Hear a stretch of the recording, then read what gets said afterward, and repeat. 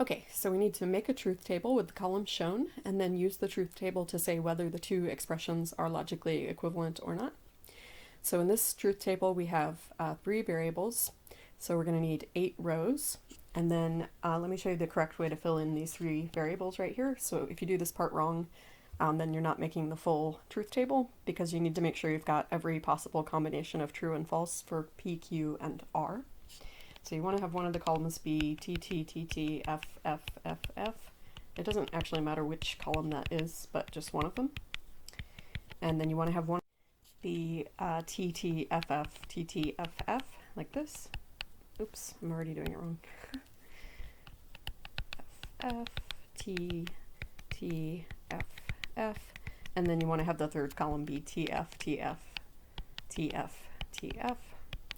So that way you're going to get every possible combination of true and false for P, Q, and R, which is the whole point. Okay, so we're trying all the possible different combinations of T and F for P, Q, and R, and then let's fill in these other columns. So the first one is Q or R. So Q or R is going to be true if Q or R is true. And remember, the or is inclusive, so they can both be true. So that'll be true, that one's true, true. This one is false because they're both false. And then this will be true, true, true, and then this is false because they're both false. Okay, and then the next one is P implies Q or R. So the only time that an implication will be false is if the first part is true and the second part is false. Okay, so we're looking at this column right here and this column right here, and look and see if any of those have P true but Q or R false. So I see that this one is like that. Okay, so that's going to be false, and then I believe that is the only row that is like that, so the rest of them are going to be true. Okay, so if the if part is true and the then part is true, then it's true, and if the if part is false, then it is also true. So these are all true here. Okay, and then the next part is not Q, so we're just going to take the Q column here and then reverse all of the values. So this will be F, F, T, T, F, F, T, T. Okay, and now we're going to compare and do the AND operation between the P and the not Q columns. So for the AND, they both have to be true in order for it to be true.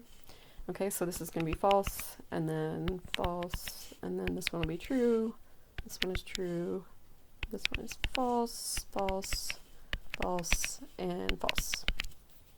Okay, and then for our last column, we're doing another implication, so we want to compare the if part and the then part. So let's see, my if part is this thing right here, and then the then part is over here, which is R. Okay, so I'm looking for the ones where the if part is true and the then part is false, and I believe it's just this one right here. So that is the only one that is going to be false, and then the rest of them will be true. Okay, so now we can compare these two expressions right here. So those are in this column and this last column, and they do indeed have the same truth values, so yes, they are logically equivalent.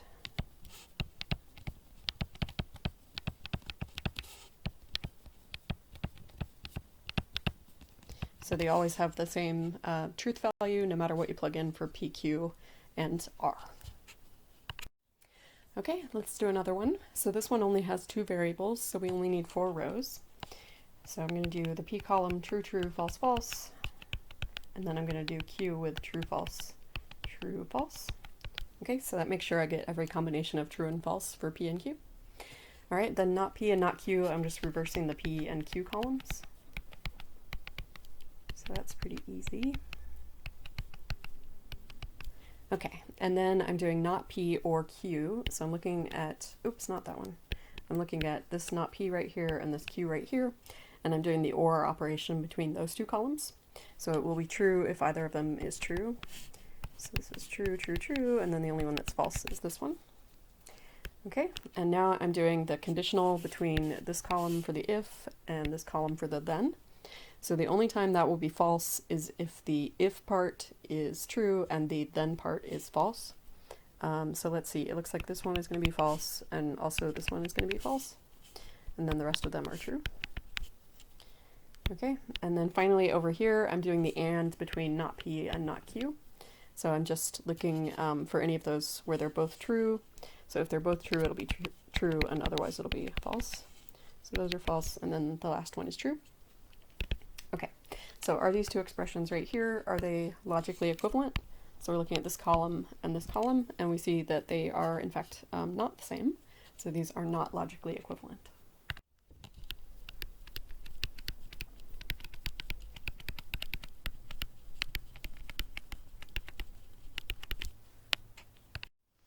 Okay, let's do the last one. So this one has 3 variables again, so we need 8 rows.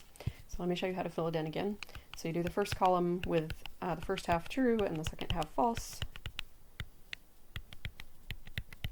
And then next column you do varying every 2. So 2 true, 2 false, true, true, and then false, false. And then the last column you do every other one. And that will ensure you get all possible combinations of true and false for all the variables. Okay, then we're going to do the or between these two columns right here, the Q or R.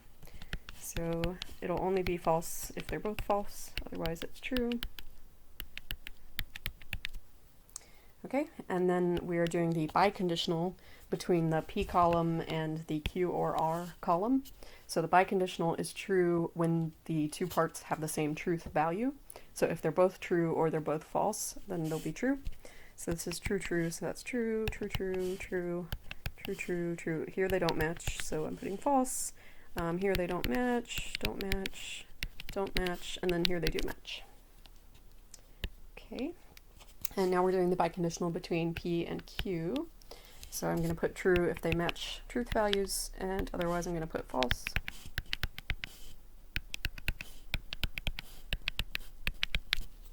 Okay, and now we're doing the biconditional between P and R. So I'm putting true if they match truth values, and if they don't match, then I'm putting false.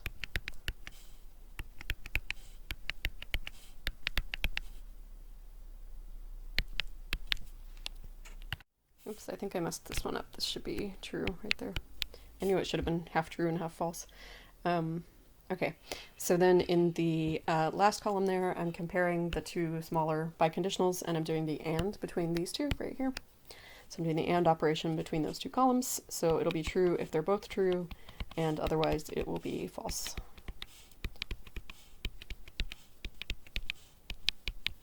Okay, and now I want to see if the two expressions that I started with are logically equivalent, so that is this one and this one. So it does look like they have the same truth values, so yes, they are logically equivalent.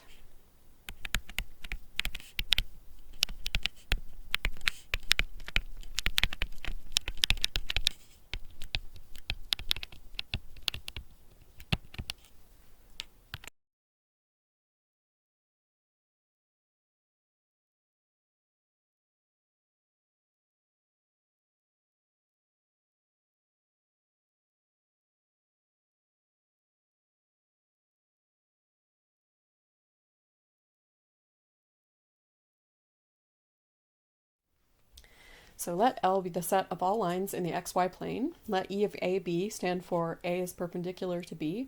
Let N of AB stand for A intersects B. And let A of AB stand for A and B are parallel. I don't know if you guys noticed, but I was using like the second letter of each of these words here to stand for get the capital letter for the statement, because two of them start with the same letter, so I couldn't use the starting letters. Anyway, that's where that comes from. And then we have all these different symbols here that we're allowed to use, and we have to write each of these statements and its negation. The and its negation part, I forgot and left that out when I did this on practice test 1, but I am going to do it this time. So we're going to do both the statement and its negation. Okay, so number 1, every pair of lines that are not parallel must intersect. So this every part here, that should make you realize that you need to use for all. Okay, so for all pairs of lines, so how do I write a pair of lines? So I'm just going to use A and B in the set of lines. So this will be for all A, B, and L. So these are 2 lines.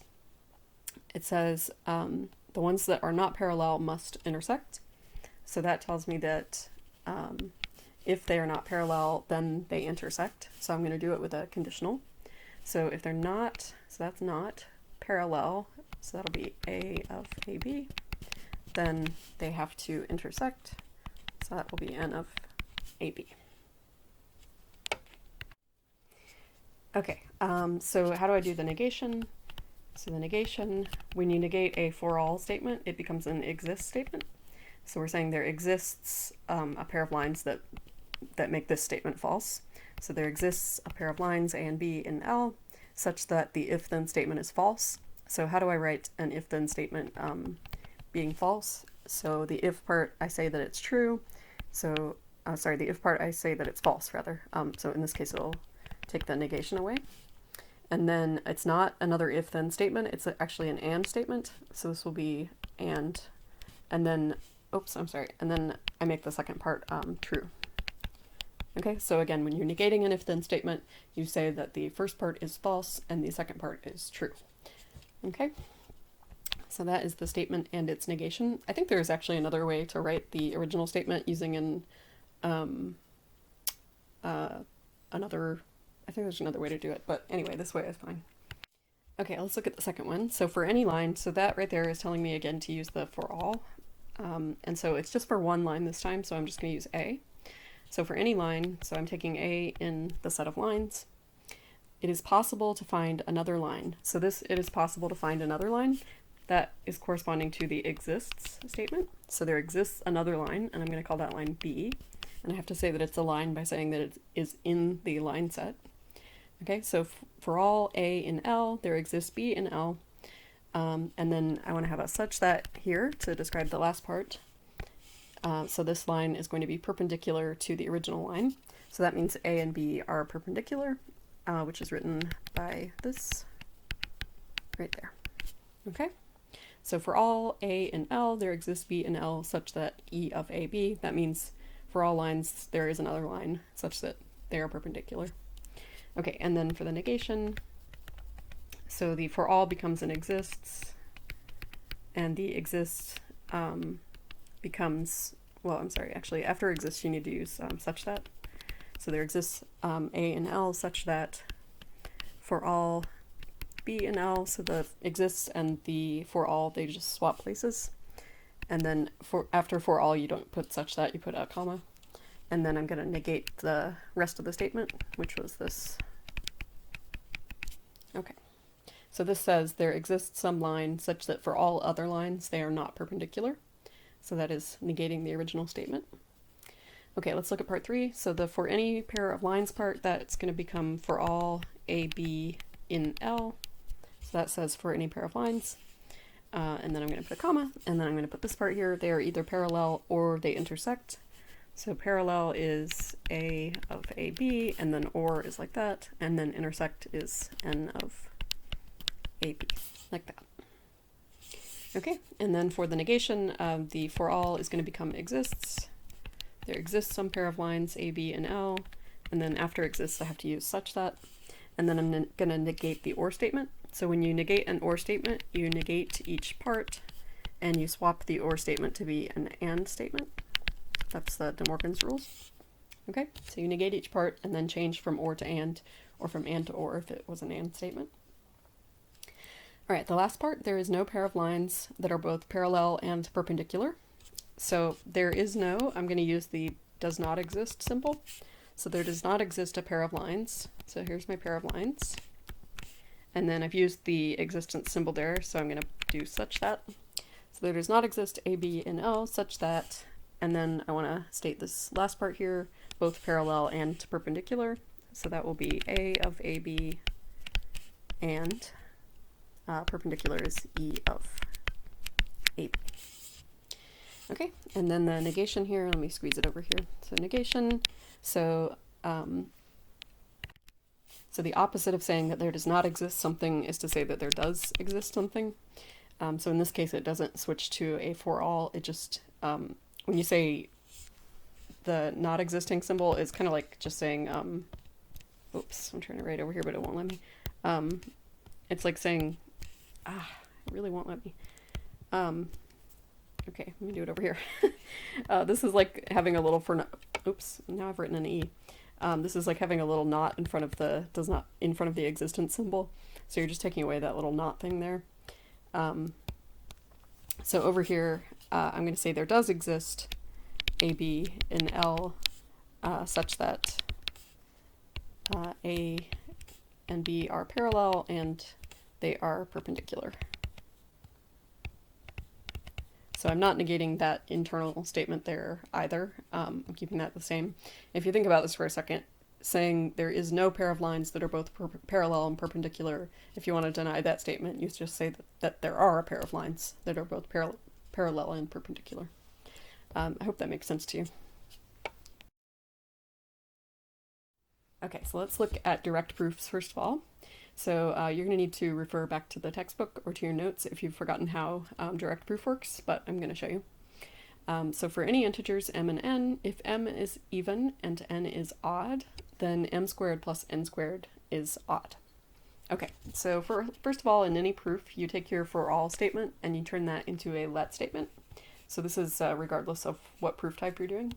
So we're going to let m and n be integers, which I'll just say like this. Let m and n be in the set of integers.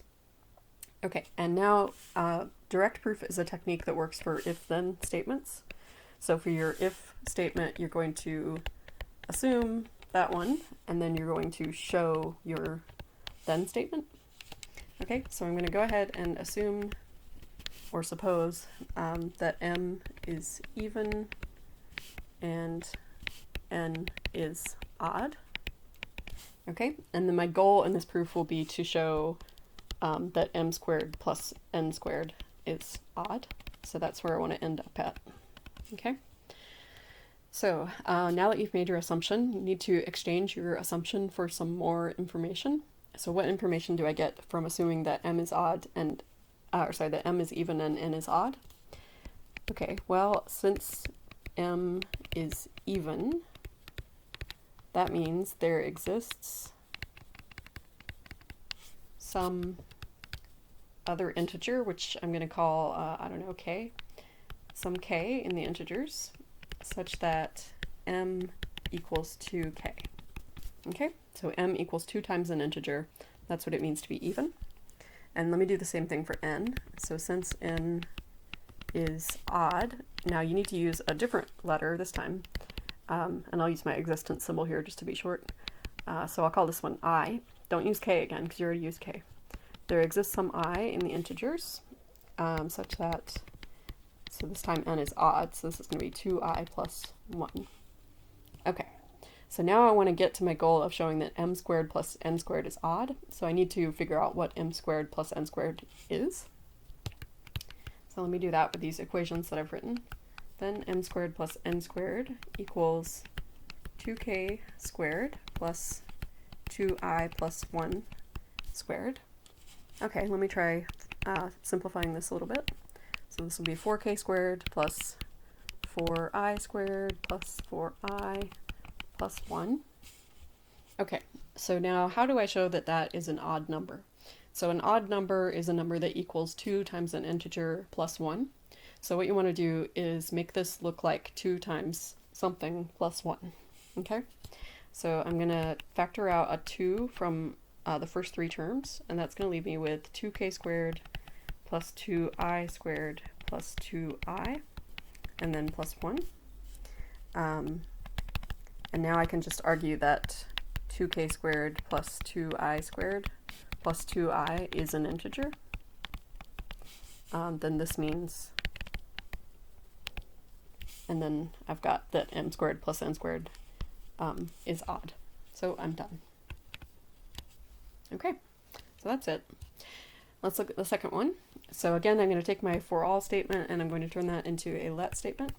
So let a and b be integers. Okay, so I know what I'm working with. And then I have an if statement here. So I'm going to say assume or suppose that a and b are even.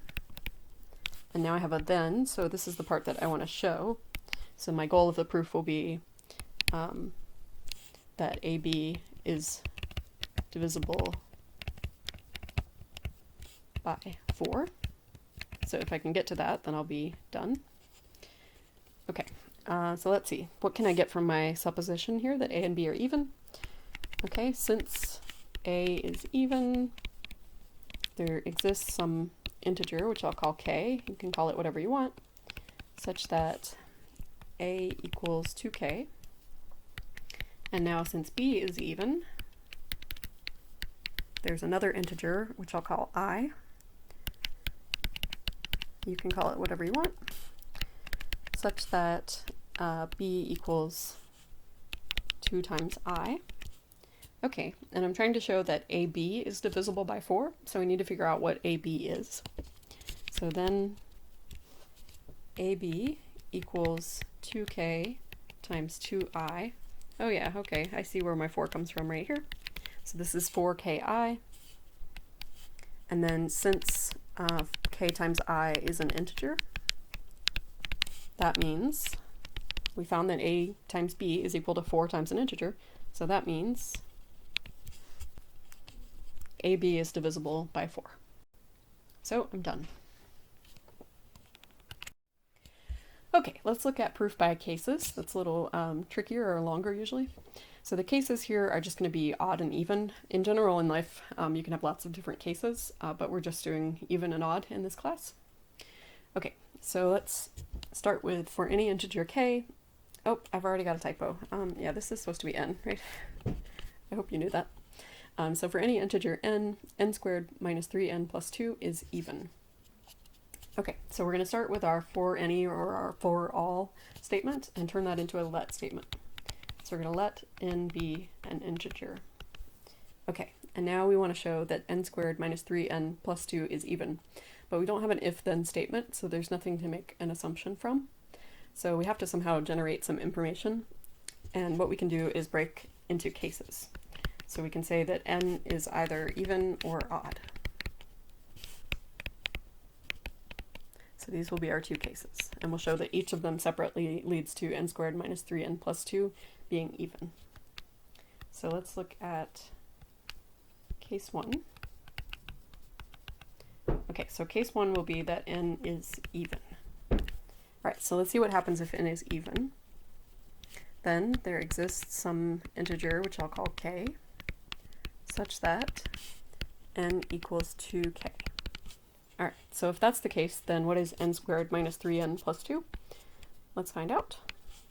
Let me put the word then in there. So then n squared minus 3n plus 2 equals, so I'm just substituting in 2k for n.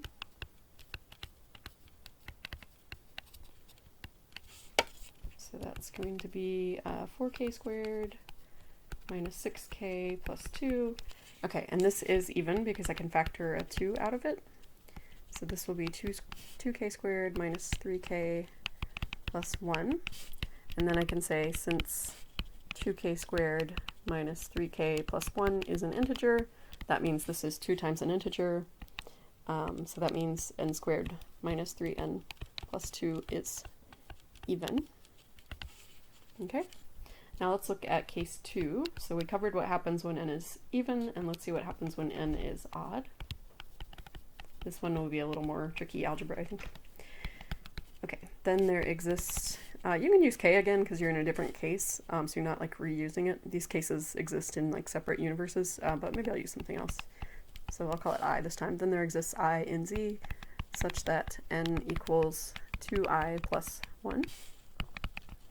Now I'm just going to do the same thing. I'm going to plug that into this expression right here. So this will be 2i plus 1 squared minus 3 times 2i plus 1 plus 2. Okay, so this is a little trickier to simplify, but we can do it. So this will be 4i squared plus 4i plus 1 minus 6i minus 3, and then plus 2. So let me collect my terms here. So let's see, this is 4i squared minus 2i. Let's see, I have a minus 3 and a plus 1 and a plus 2, so I think it's just this. And I can also factor a 2 out of this to get 2i squared minus I. And then I can say that since 2i squared minus I is an integer, oops, is an integer. It's not a very good symbol there. Okay. This means n squared minus 3n plus 2 is even. Okay, so in both cases, n squared minus 3n plus 2 is even. So that means that this is always true. No matter whether n was even or odd, n squared minus 3n plus 2 is even, so we have proven the statement. Okay, let's look at the second one here. So I'm going to do it the same way. So I'm going to let x be an integer, and then I'm going to say x is either even or odd.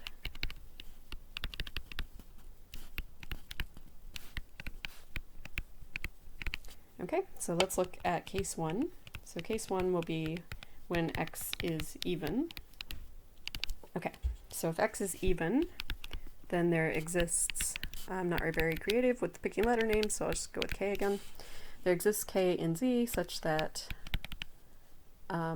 x equals 2k. All right, now let's think about what x squared plus 1 would be. So then x squared plus 1 equals 2k squared plus 1, which is 4k squared plus 1. Okay, so why can that not be divisible by 4?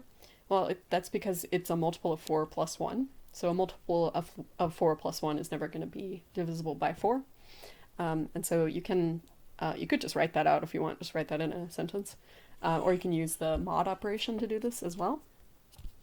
So we can do x squared plus 1 mod 4 would equal 4k squared plus 1 mod 4, which would be 1. So that would tell us right there that it's not divisible by 4 because the remainder after division by 4 is not 0. So x squared plus 1 is not divisible by 4. Okay, now let's look at case 2. So case 2 is where x is odd. 2. Okay, then why did this disappear then? Up there, sorry. Then there exists, I'll just call it I this time, in z, such that x equals 2i plus 1. Okay, then what is x squared plus 1 going to be? Then x squared plus 1 is 2i plus 1 squared plus 1. So this is going to equal 4i squared plus 4i plus 1 plus 1.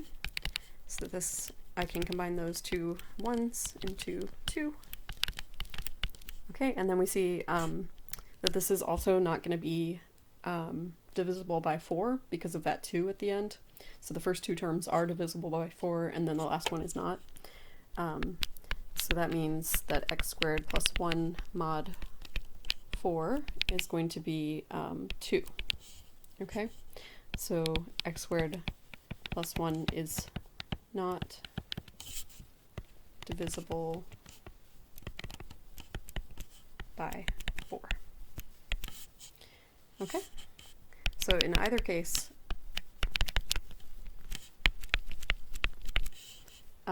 x squared plus 1 is not divisible by 4, so it's never divisible by 4.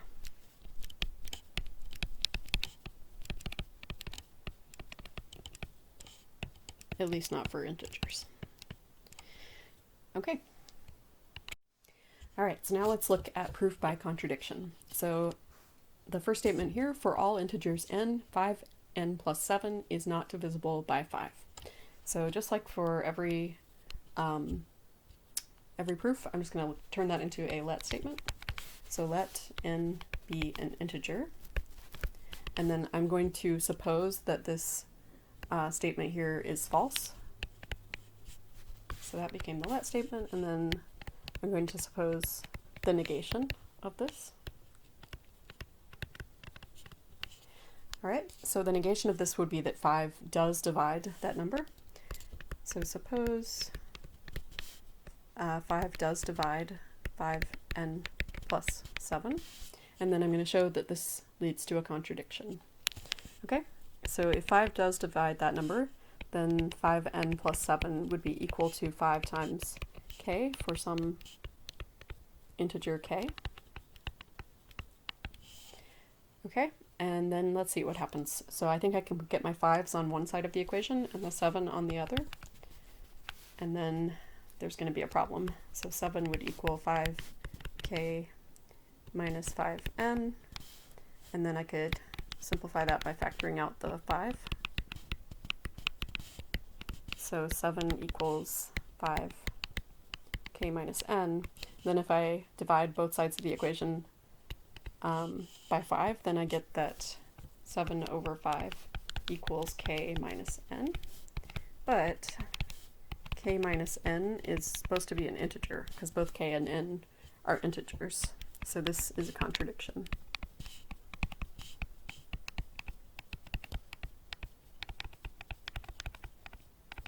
Okay, so our supposition was wrong.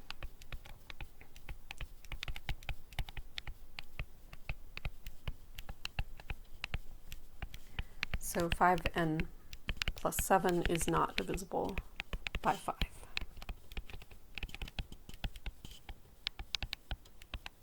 Okay. Now for the second one here, I'm going to do a very similar thing. So I'm going to just take my for all statement here and I'm going to turn that into a let statement. So let x be an irrational number. So to say that it's irrational, I'm going to say that it is not in the rationals. Okay, and then I'm going to suppose this second part here. So suppose that square root of x is rational. Okay, so now that I've supposed that, let me turn that into some further information. So rational numbers are ratios or fractions of integers.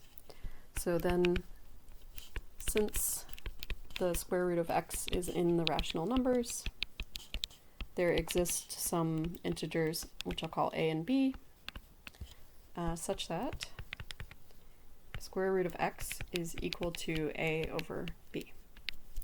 Okay, so how am I going to get my contradiction here? So the only thing I haven't really used is that x is not a rational number. So let me try to find x. So if I square both sides, I'll get x, right? So then x equals a squared over b squared. But this is a contradiction because a squared and b squared are in the integers. So that would mean that x would be rational, right? So this is a contradiction. X can't be, we can't have both x in the rationals and not in the rationals.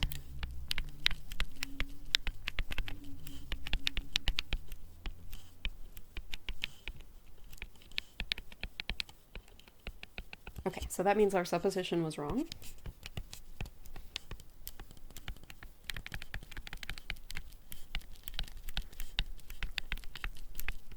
So the square root of x is not in the rationals.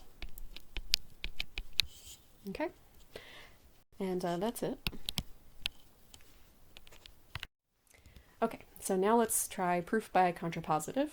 So for contrapositive, what you want to do is actually write out what the contrapositive is first. So the contrapositive here is going to be the following, and then you're just going to do a direct proof of that. So it's pretty easy actually. So the way you do the contrapositive is you keep the for all part the same.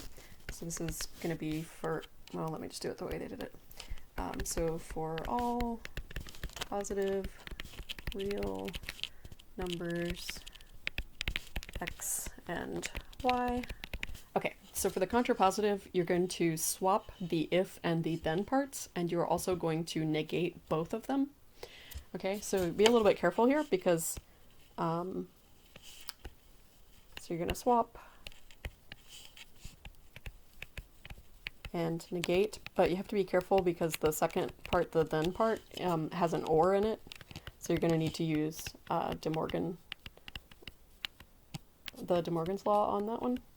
Okay, so when I negate the x greater than 10 or y greater than 10 part, that's going to become like this. So it's going to be if x is less than or equal to 10 and y is less than or equal to 10. So that is the negation of that part right there. So the or becomes an and each of the individual parts are negated. That's the De Morgan's rules. Okay, and then I'm still swapping the if and the then, so the then part is going to be then xy is less than or equal to 100. Okay, so that is the contrapositive statement, and now we just have to do direct proof of the contrapositive.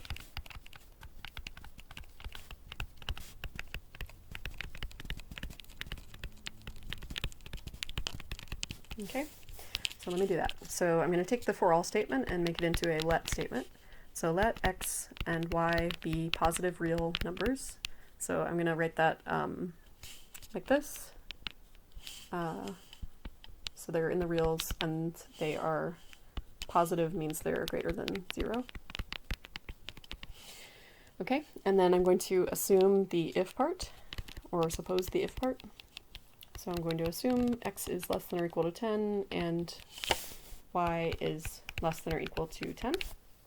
And now it's really easy. I can just multiply those two inequalities together. So multiply the left sides and multiply the right sides. So multiplying two inequalities. And then I don't have to worry about any less than or equal signs or greater than signs reversing themselves because nothing here is negative. So I can just go ahead and do that. So that's going to give me xy is less than or equal to 10 times 10, which is xy is less than or equal to 100. And I'm done. Okay, so let's try number 2 here. So I'm going to, again, write out the contrapositive. So this will be for all integers n. Okay, so I'm going to swap the if and then, and I'm going to negate them as well. So the negation of n is odd is n is not odd. So not being odd means it's even. So this is going to be if n is even, then n squared is even. And now I hope you can see that this is a much easier statement to prove.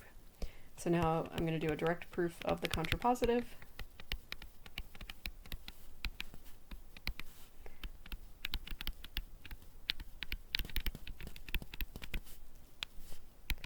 Okay, so I'm going to take my for all statement and turn it into a let statement. So let n be an integer, and then I'm going to assume or suppose the if part. So suppose n is even. Okay, since it's even, then there exists some integer, which I'll call k, such that n is equal to 2k. Okay, so now that I have that much, I can make n squared. So what is n squared? Then n squared is going to be 2k squared, so that will be 4k squared. And that is an even number because it's a multiple of 4, of course. Or I can just factor out of 2 like this. Okay, oops, I need the square in there. Like that. And then I can say since 2k squared is an integer, this means that n squared is even. Okay, and at that point I'm done. I've proven the contrapositive. Alright, so that's it for this proof section. Okay, so now we're going the opposite direction. So I give you a sum or a product written like this with the ellipses, and then I want you to put it into summation notation or product notation. Okay, so what I want you to notice about number 5 is that this is odd numbers. So the form of an odd number, you can always write it like this, can be written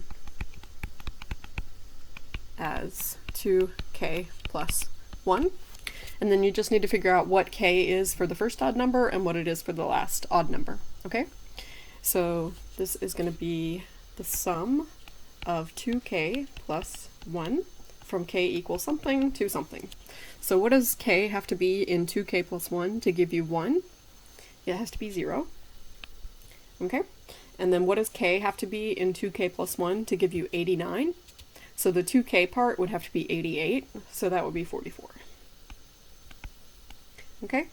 So to just explain again, when k equals 0, 2k plus 1 equals 1, and when k equals 44, 2k plus 1 equals 89. Okay? Right, so for number 6, it's very similar, except instead of odd numbers, we're looking at multiples of 3. Okay, multiples of 3. So multiples of 3 can be written as 3k for some integer k. So you just have to figure out what k is for the first term and what it is for the last term. So this will be sum from k equals something to something of 3k. So for the first term, it's 3, so that would be when k equals 1. And then for the last term, it's 99, so that will be when k equals 33. Okay? And then let's see, for number 7, so 7 is a product, but other than that, it's really the same way. So this is even numbers. So even numbers can be written as 2k for some values of k. So again, you just have to figure out where the starting and stopping points are. So this is going to be 2k. Alright, so for the first one, which is 4, oops, I'm sorry, it's not a summation, it's a product. Okay, so for the first one, k is going to need to be 2 to give us 2 times 2, which is 4. And then for the last one, 50, I would need to use 25.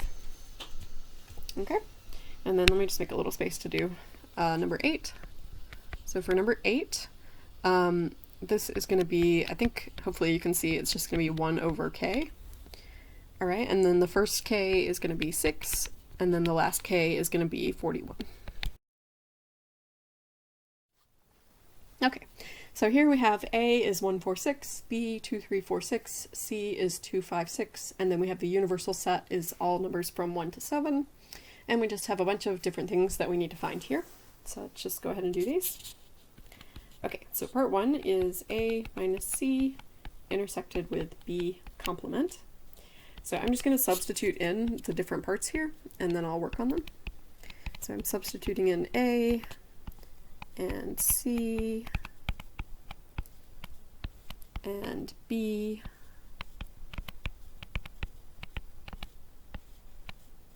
complement. Okay, and so I'm going to work on the part in the parentheses first. So the set 146 minus 256. So you take everything in 146 and then you delete anything that was in 256. So basically I'm only going to be deleting the 6. Okay, so this is going to be 1, 4. So I delete the 6. So that deletes. And then I'm going to have this intersection here, and now let me go ahead and do the complement. So the complement of the set containing 2, 3, 4, 6 is going to be everything that's in the universe and not in 2, 3, 4, 6. So basically everything in 1, 2, 3, 4, 5, 6, 7 that is not 2, 3, 4, or 6. And so this is going to leave me with, I'm going to have 1, I'm going to have 5, and I'm going to have 7. Okay, so now that I'm down to this point, I'm just doing an intersection of the set 1, 4 with the set 1, 5, 7. So that is everything that's in the overlap. Remember, when you have the intersection of two roads, that's where they overlap at. So the intersection is the overlap. So this is just going to be 1. Okay, number 2. So I'm doing A, which is 1, 4, 6, crossed with, so Cartesian product with the complement of B, which I just found the complement of B, so this is not too bad. Okay, so let me go ahead and do the complement, and then I will do the Cartesian product. So the complement of B, everything that is not in B, but is in the universal set. Again, that's just 1, 5, 7. Okay, so now what I have to do is I have to list all of the ordered pairs, where the first thing in the ordered pair comes from the first set, and the second thing in the ordered pair comes from the second set. So you just want to be really systematic when you do this. So first I'm going to do all the ones that start with 1, and there's going to be 3 of those. Okay, and those are going to be, so I'm going to use the sets in the second set there, which is 1, 5, 7. So this is going to be 1, 5, 7. Okay. Then I'm going to do all the ones that start with 4, so that'll be 4 and 1, and then 4 and 5, and then 4 and 7. And then all the ones that start with 6, so this is going to be 6 and 1, 6 and 5, and 6 and 7. And that's it. So if you have 3 things in the first set and 3 things in the second set, you're going to have 9 things in your Cartesian product. Okay, part 3. So B complement again, which I know how to do, and then C union A. Okay, so let me write out, let me just substitute in all the different little pieces and parts for A, B, and C. And then I will perform the operations. So C is going to be 2, 5, 6, and then union with A, which is 1, 4, 6. Okay, so I know how to do B complement. That is just 1, 5, 7. So things that are not in B but are in the universal set. And now I have an intersection, and now let me simplify the part that was in the parentheses. So C union with A, that's everything that's in C or in A. So you basically just smoosh C and A's sets together into one big set. So you want to think of union as being like marriage. C and A are getting married, they're going to share all their stuff. So everything that's in either C or in A. So let's see, I'm going to keep everything from C, so I'll just write all the stuff from C down first. And then I'm going to add in anything from A that I didn't already write down. So I'm going to get a 1, and I'm going to get, let's see, a 4, and then I already had the 6. Oops, this is a typo here. Okay, so now I'm just doing the intersection of these two sets. So everything that's in the overlap of these two sets that are remaining here. So what is in both of them? They both have a 1. They both have a 5. They don't both have a 7. They don't both have a 6. And they don't both have a 4. So I believe that's it. So just 1 and 5. Okay, so number 4. So the union of A with B complement again. I guess I did a lot of B complements, didn't I? Okay, so A is 1, 4, 6. And then B complement, so that's going to be 2, 3, 4, 6 complement. So I'll do B's complement first. Okay, so the complement of B is again just 1, 5, 7. That really doesn't look like a curly brace. Okay, that's a little better. All right, so now the union of these two things, so we're just going to smoosh them together, everything that was in the first one or in the second one. So I'm just going to write the first one again, 1, 4, 6, and then I'll add in anything that was in the second that I didn't already put. So that's going to be 5 and 7, and then I already had the 1. Okay, that's it.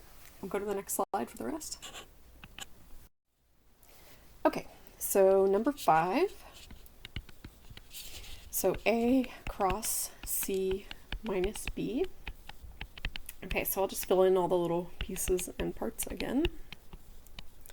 Cross, and then C is 2, 5, 6, and then minus, and B is 2, 3, 4, 6. Okay, so I'm going to do the part in parentheses first, the minus. So 1, 4, 6 will stay the same, and Cartesian product. Okay, so the minus, so I'm going to take everything in 2, 5, 6, and I'm going to take away anything that was in 2, 3, 4, 6. Okay, so the 2 is going to be taken away, the 5 is going to stay, and the 6 is going to be taken away. So that's going to leave me only the 5. Okay, so that makes this Cartesian product pretty easy. So this is the set of all ordered pairs where the first thing is in the first set and the second thing is in the second set. So they all have to end with 5, and then they can either start with 1, 4, or 6. Okay, so I just get those 3 ordered pairs. All right, number 6, so I'm doing the power set. I put it in parentheses that it was the power set because I couldn't quite make the same script P that was in the textbook. So this is the power set of A minus C. So let me do the A minus C part first. So that's going to be 1, 4, 6 minus 2, 5, 6. So I'm going to take away anything in 1, 4, 6 that was in 2, 5, 6. So I'm going to take away the 6. So this is going to be the power set of just 1 and 4. So just to remind you, the power set, that is the set of all possible subsets of the set. Okay, and you want to list them off systematically, starting with the smallest. So the smallest possible subset of the set containing 1, 4 is the empty set. And then we can have sets with just one element each. So there's 1 and there's 4. And then we can have the set with 2 elements, which is the whole thing, 1, 4. And once you've gotten up to the largest possible set, which is the original set, then you're done. So that's all the possible subsets of the set containing 1, 4. Okay, number 7, A minus C intersected with B. So we just did A minus C, so that part's not too bad. So this is 1, 4, 6 minus 2, 5, 6. And then intersected with B, which is 2, 3, 4, 6. Okay, so I'll do the parentheses part first. So I'm taking away anything, so I'm starting with 1, 4, 6, and I'm taking away anything from 2, 5, 6. So that's going to get rid of the 6. So I'm just going to have 1, 4. And then I'm intersecting that with 2, 3, 4, 6. So remember the intersection, that is the overlap. So anything that's in both of those sets, and I think it's just 4. Okay, number 8. So we're doing the power set of B complement. So B complement is going to be 2, 3, 4, 6 complement. Oops. Okay, so the complement of that, oops, I'm doing typos all over the place. Okay, so the power set of, so the complement of B is everything in the universal set that is not in B. So that's 1, 5, and 7. Okay, so now I'm doing the power set of 1, 5, 7, so that is the set of all subsets. So the smallest subset would be the empty set, and then we can have the next smallest would be each element by itself. And then the next smallest would be 2 elements at a time, so we could have 1, 5, or we could have 1, 7, or we could have 5, 7. And then finally, the largest subset we could have would be the entire original set, which is 1, 5, 7. These curly braces are really devolving. Okay, and that's it. All right, number 9. So number 9, A complement union C minus B. So I'll just fill in all my little pieces and parts. So this is 1, 4, 6 complement union with C is 2, 5, 6 minus B is 2, 3, 4, 6. Okay, so first I'm going to do the part in parentheses, and I can also do the complement now. So the complement of A is everything that's in the universal set that is not in A. So the universal set is 1, 2, 3, 4, 5, 6, 7. And the ones of those that are not in 1, 4, 6 is 2, 3, 5, and 7. So that is A complement. And then I'll do the parentheses part. So I'm going to take everything in 2, 5, 6, and I'm going to take away everything that was in 2, 3, 4, 6. So I'm going to take away the 2, I'm going to take away the 6.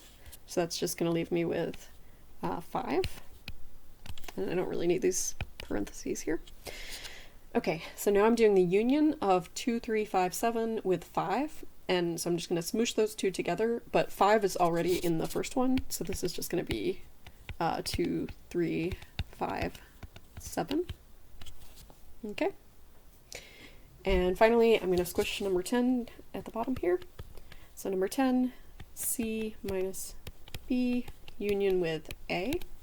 So let me just fill in all these parts here. So this is 2, 5, 6 minus 2, 3, 4, 6, and then union with A, 1, 4, 6. Okay, so let me do the part in the parentheses. So I'm starting with 2, 5, 6, and I'm taking away 2, 3, 4, 6, so that's going to take away my 2 and my 6, and that's just going to leave me with the 5. Okay, and then I'm unioning that with 1, 4, 6, so I'm just, this is just the set containing anything that was in 5 or in 1, 4, 6. So that's going to be 5, 1, 4, 6. Okay, that's it. Okay, so for number 1 here, we just have to answer these questions for the function that's shown, and it's a little function diagram. I tend to think these are personally pretty straightforward, so I hope you agree. All right, so let's do part A. So the function, we can see here from the diagram that the domain is the set A, which consists of the elements 4, 6, 8, and 10. So that's the domain. Part B, the codomain. So the codomain is that whole set that's on the right, regardless of whether the elements were actually reached or not. So the codomain is B, which is P, Q, R, S, and T. Okay, part C, the range. So the range is actually only the elements that are outputs of the function. So the range is only going to be the ones that the arrows go to. So that's going to be Q and T. Okay, part D, what is f of 8? So f of 8, you just follow the arrow from 8 and it goes to T, so that's T. Okay, part E, what is f of 6, 8, the set containing 6, 8? So for that, you just want to look at where both 6 and 8 went to, and just use that, and then write it as a set. Okay, so this is going to be, so basically it's the set containing f of 6 and f of 8. So that's going to be Q and T. Okay, and then for the next one, part F, what is f inverse of the set containing Q? Or in other words, what is the inverse image of the set containing Q? So for this, you want to look backwards from Q. So you want to look back from Q to wherever Q came from. Okay, so along these lines here. So Q could have come from 4 or from 6 or from 10. So the inverse image of the set containing Q is going to be those 3 elements in the domain, 4, 6, and 10, that all map to Q. Does that make sense? I hope. Okay, so part G is F 1-to-1. So 1-to-1 means that different inputs always have different outputs. Or another way to say it is that any output only has one input. Okay, so if you get the same output, then you must have had the same input. But this is definitely not the case, because, for example, f of 4 and f of 6 are the same, which is not something that would happen if it were 1-to-1. Okay, so for H, onto, so onto means that you hit every element in the codomain, which is definitely not true. So for example, P, R, and S are never reached. Okay, and then finally for part I, if either of your answers to G or H was no, then this is also going to be a no, because a 1-to-1 correspondence is a function that is both 1-to-1 and onto. So that's a no. All right, so let's look at the second one here. So it's exactly the same questions, just a different function. So part A, the domain is going to be capital P, which consists of A, B, C, and D. Part B, the codomain, is capital Q, which consists of 1, 2, 3, and 4. Part C, the range. So that's only the elements that you actually hit, but that is in fact everything, so it's all of Q. So 1, 2, 3, and 4 again. Part D, what is G of B? So you just follow the arrow from B to 1, so that's 1. Part E, so G of the set containing C and D. So again, that's just the set containing the image of C and the image of D. So the output for C is 2, and then the output for D is 4, so that's 2 and 4. Okay, and then part F, what is the inverse image of the set containing 1 and 2? So what you want to answer here is all of the elements that would either produce 1 or 2. Okay, so the element that produces 1 is going to come from B. So you just look along that arrow from B to 1 and you get B. And then the element that produces 2 is going to be C. So you're just looking back from 2 to C. So that's that. And then part G, is G 1 to 1? So in this case, yes, every input produces a different output. We don't have any arrow heads touching the same dot on the right. Okay, so every arrow goes to a different output. So this is yes. And then part H is G onto, and again this is yes, we did reach everything in the codomain with an arrow. And then so for part I, since we got yes and yes, this will also be a yes. It is a 1-to-1 correspondence. Okay, number 3, same questions. So part A, the domain. So the domain is that big blob on the left, which is called V, and that consists of I, J, K, and N. Part B, the codomain, that is the blob on the right, and that is W, which is just P, Q, and T. Okay, part C, what is the range of H? So the range is everything that you hit with the arrows, and that is, in this case, it's everything, so that's all of W. Okay, part D, what is H of J? So you just follow the arrow from J over to Q. Part E, what is H of the set containing J and K? So you're looking at what arrows go from J and also from K, and then you answer as a set. So that is going to be Q and T. Part F, what is H inverse, or the inverse image of Q and T, that set?